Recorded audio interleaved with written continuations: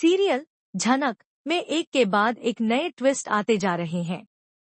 अब कहानी 20 साल आगे बढ़ चुकी है। इस समय अनिरुद्ध और अर्शी की बेटी मून बड़ी हो चुकी है और अब उसका नाम बदलकर आदिति रख दिया गया है।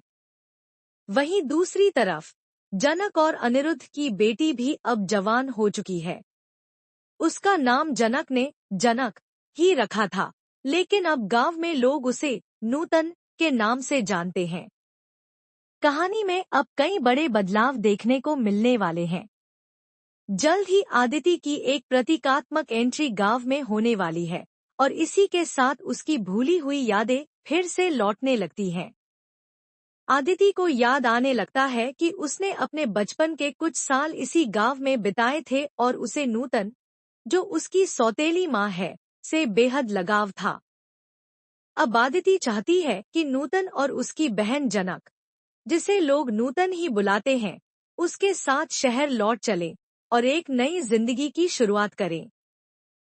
लेकिन नूतन आदिति की बात को मानने से इनकार कर देती है।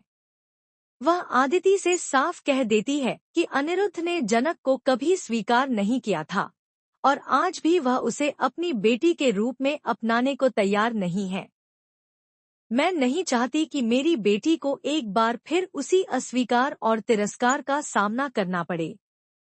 वह अब कमजोर नहीं है, लेकिन मैं उसे बेसहारा नहीं देख सकती।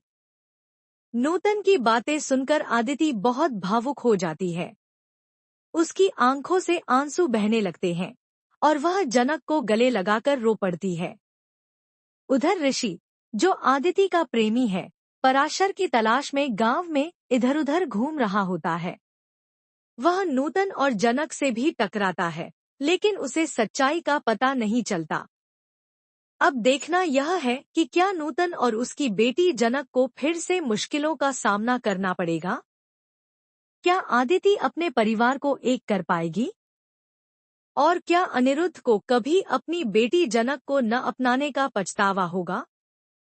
जानने के लिए जुड़े रहिए झनक के साथ, क्योंकि आगे की कहानी में दिल को छू लेने वाले मोड़ और रिश्तों की गहराई फिर से एक नया रूप लेने वाली है।